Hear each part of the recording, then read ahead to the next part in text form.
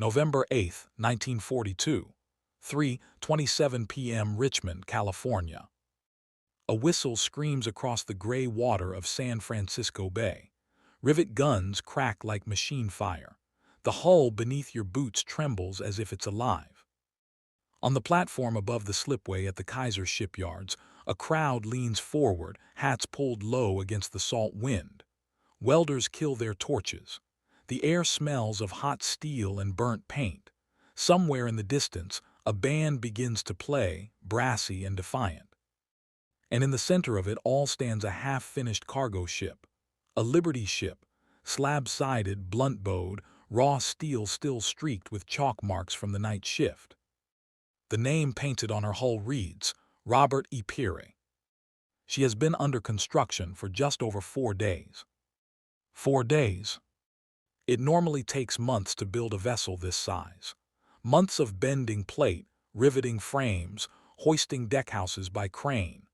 But here, in the largest emergency shipbuilding program in American history, time has become the enemy.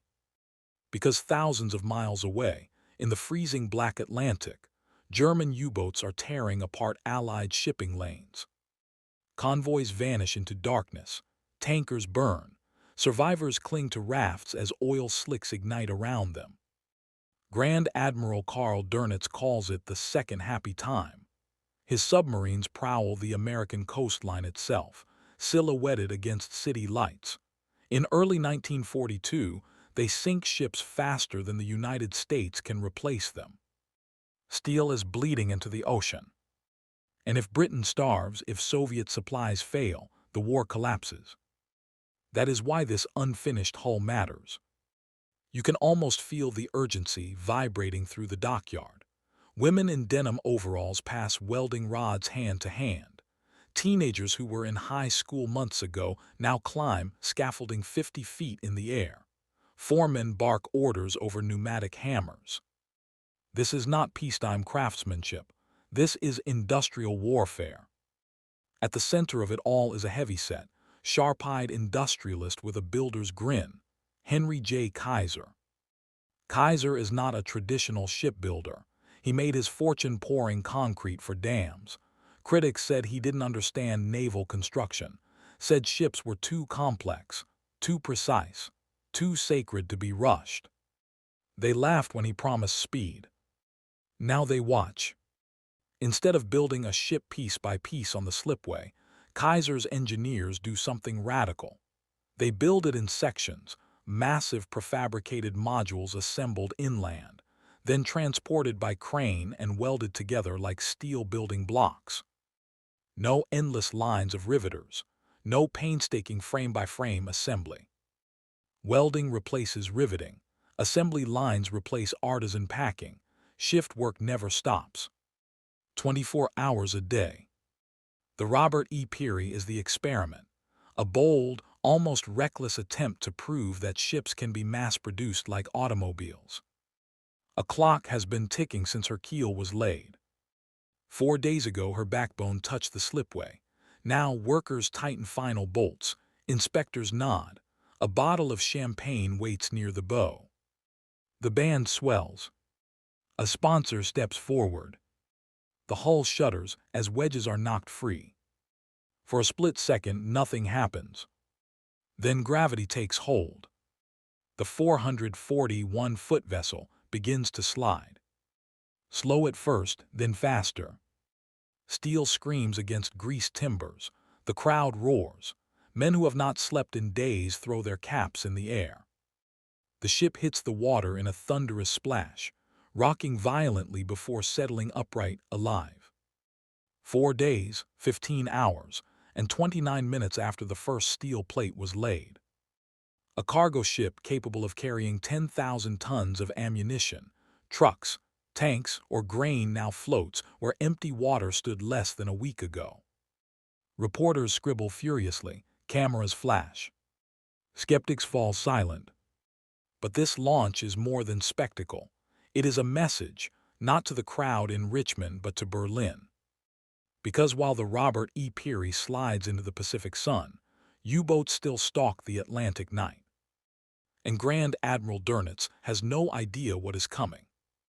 What happens when the enemy you are starving suddenly learns to multiply? What happens when ships begin appearing faster than submarines can sink them? The stopwatch has stopped in California, but somewhere beneath the Atlantic waves, another clock has just started ticking.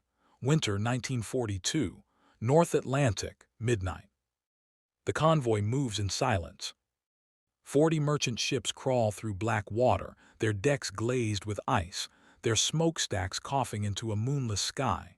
No lights, no radio chatter, just the groan of hulls and the slap of waves against steel. On the bridge of one Liberty ship, a young ensign grips binoculars he can barely use in the dark. He listens instead for the worst sound imaginable. A torpedo wake. Beneath the surface, a shadow glides. Inside the cramped hull of a German-type VII submarine, red lights cast a hellish glow over sweating faces. Diesel fumes cling to every surface. A torpedo officer whispers range calculations. The captain adjusts his periscope by inches. Fewer. Compressed air hisses. A torpedo surges forward. On the surface, a lookout hears something, too late. An explosion tears open the belly of a tanker 2 ships over. Fire erupts skyward. Men are thrown into freezing water. The convoy fractures in panic.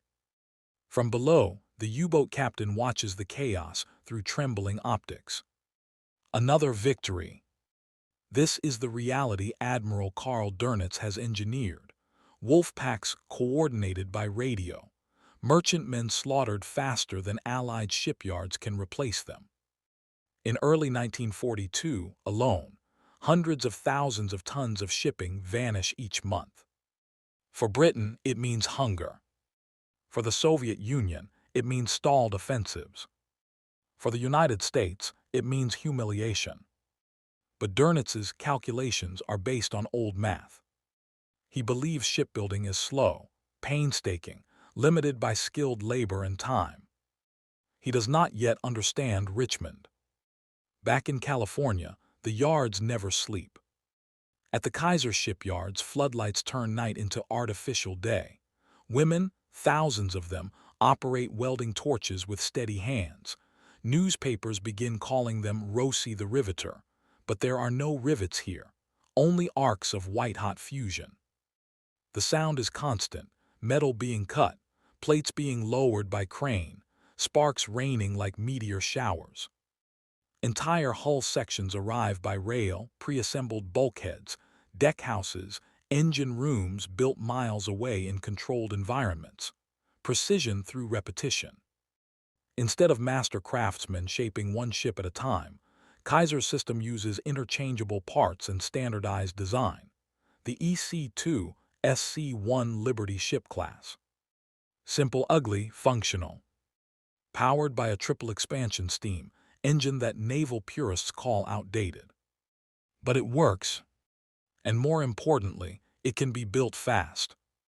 The Robert E. Peary was not a stunt, it was proof of concept. Soon, yards across the country, from Oregon to Maine, replicate the method. Hulls rise simultaneously along dozens of slipways. One ship every few days. Then every day. Then multiple per day. In Washington, officials who once doubted Kaiser now quote his numbers in briefings. President Franklin Roosevelt demands more. The target climbs. 2,000 ships. Then 3. The scale becomes almost incomprehensible. Back in the Atlantic, U-boat commanders notice something unsettling. Convoys are still burning, but they are also growing. Sink one tanker, another appears weeks later. Sink 3 freighters, replacements arrive before the next patrol. At first, German intelligence assumes exaggeration, American propaganda. Then reconnaissance confirms it. Ports once empty are crowded with new hulls. The wolfpacks continue to strike, but the arithmetic shifts. For every ship sent to the bottom, 2 more join the fight. The ocean that once felt like a hunting ground begins to feel crowded. On one U-boat patrol report, a commander notes with frustration that convoy escorts are increasing to destroyer escorts, corvettes, long-range aircraft. More ships mean more protection. More protection means fewer successful attacks. Dönitz reads the reports in Berlin. His brow tightens. He asks for updated sinkings to construction ratios. The numbers disturb him. Because industrial war is not about single battles, it is about production curves. And America's curve is rising like a tidal wave. Meanwhile, in Richmond, a welder named Maria works her third straight shift. Her gloves are stiff with soot. She has never seen the Atlantic, never heard a torpedo detonate. But every spark from her torch is a counterattack. You can almost feel it. The invisible thread connecting her welding arc to the dark periscope lends thousands of miles away. Two fronts, one underwater, one on land, and only one of them can sustain the pace. By mid-1943, Liberty ships are launching faster than German submarines can sink them. The Atlantic begins to change. Convoys grow confident, escorts hunt aggressively, radar improves, code breaking at Bletchley Park exposes U-boat positions. The hunters start becoming the hunted. In May 1943, U-boat losses spike catastrophically. Submarines fail to return. Crews vanish beneath the waves. Dönitz faces an unthinkable truth. The tonnage war is slipping from his grasp. Not because his captains have grown weak, but because American shipyards have grown unstoppable. And in Richmond, the slipways are still full. What happens when production itself becomes a weapon? May 24, 1943, Berlin. Rain taps against the windows of the Reich Chancellery as Grand Admiral Karl Dönitz studies a stack of loss reports, ink still fresh, names underlined in red. U-boat missing. U-boat presumed sunk. U-boat no contact. He removes his glasses. In a single month, the Atlantic has turned lethal for Germany's submarine fleet. Allied aircraft now patrol far beyond the coastline. Escort carriers sail with convoys. Radar detects periscopes at night. Depth charges fall with terrifying accuracy. And behind it all is something he cannot bomb. American production. Across the ocean, the yards along the west coast rumble like artillery batteries. At the Kaiser shipyards, another Liberty hull stands nearly complete before the paint on the previous one has dried. You can almost smell it, primer and salt air mixing in the Pacific wind. Workers move with practiced choreography. Hull section lifted, swing, lower, weld, inspect, move on, no hesitation. The Liberty ship design was never meant to be elegant. Naval architects privately call it boxy, slow, vulnerable. But that misses the point. It was designed to be repeatable. Each vessel measures 441 feet.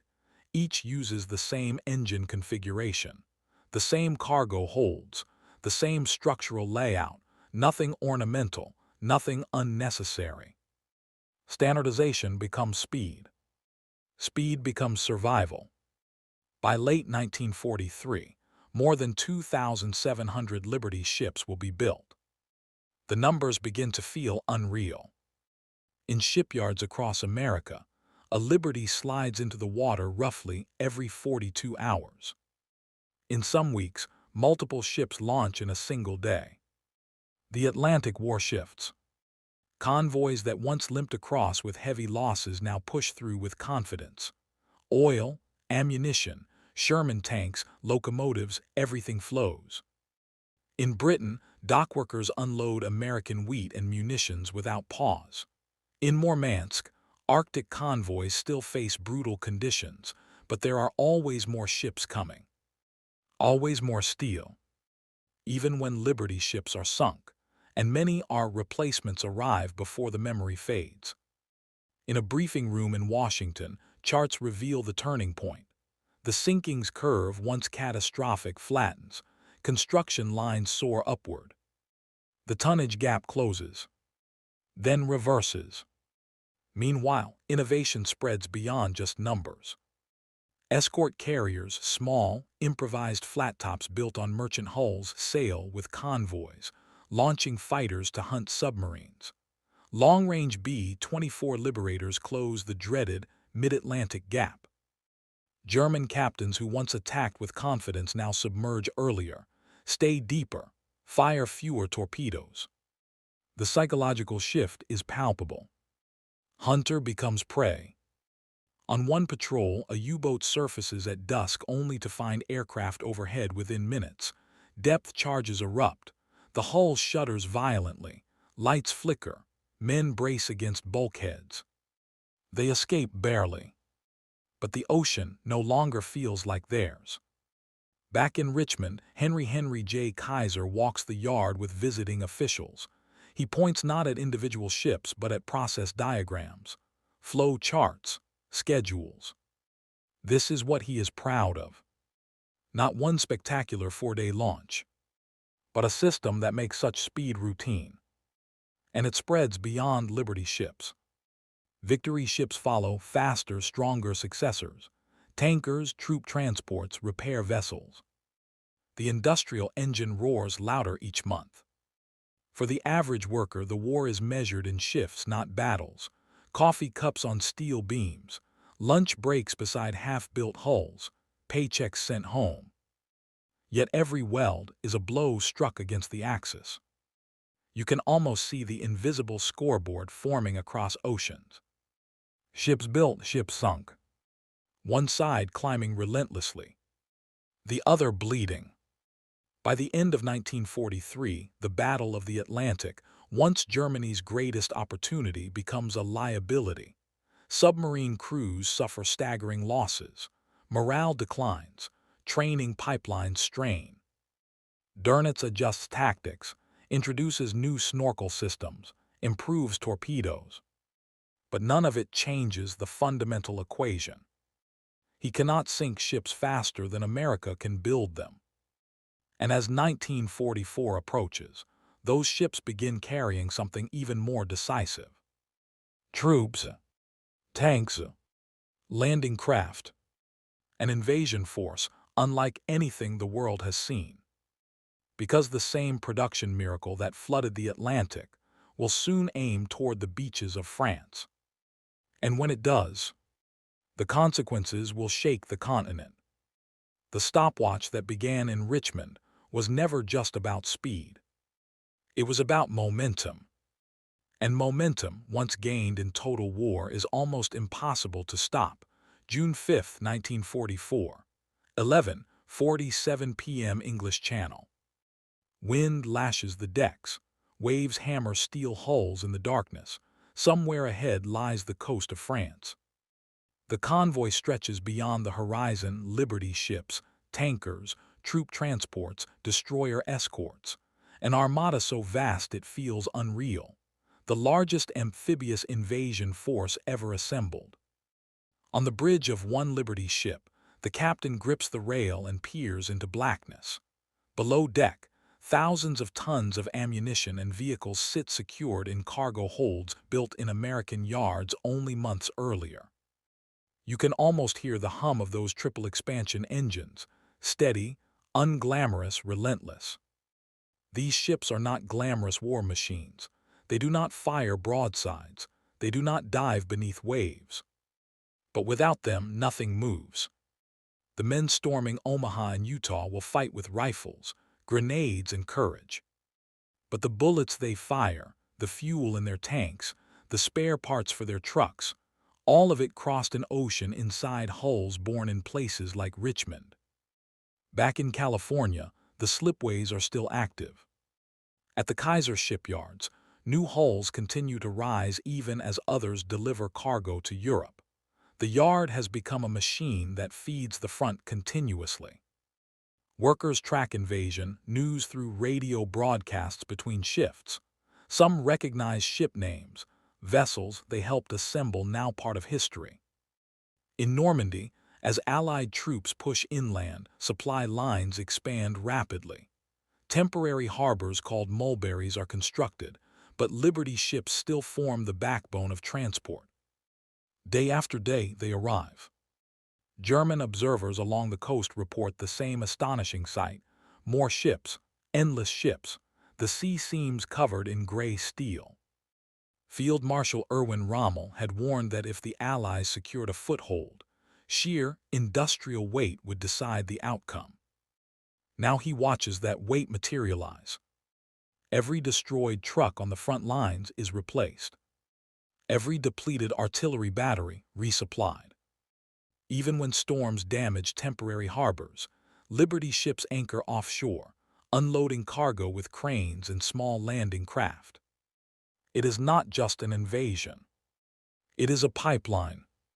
In Washington, production numbers continue to climb.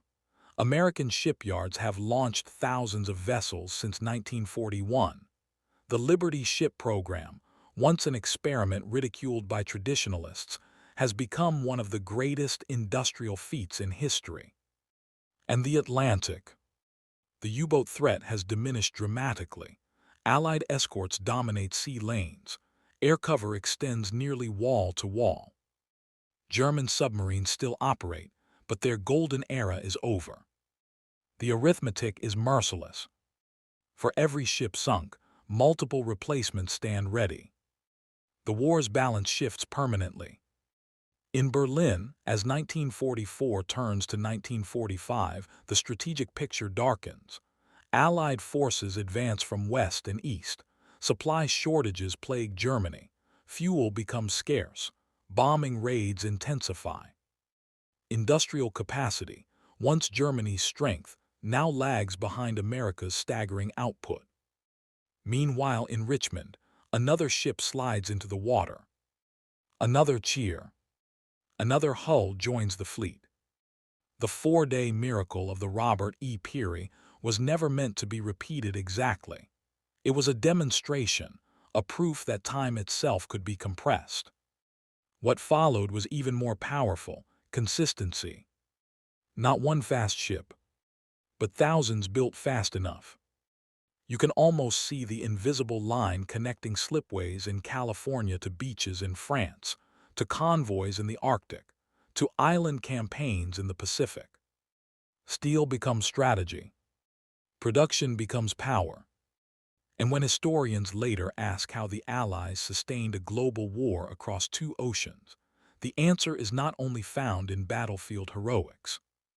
It is found in welding arcs at midnight, in prefabricated sections lowered into place, in a stopwatch started on a windy November afternoon in 1942. 4 days shocked the world, but it was the thousands that followed that ended it.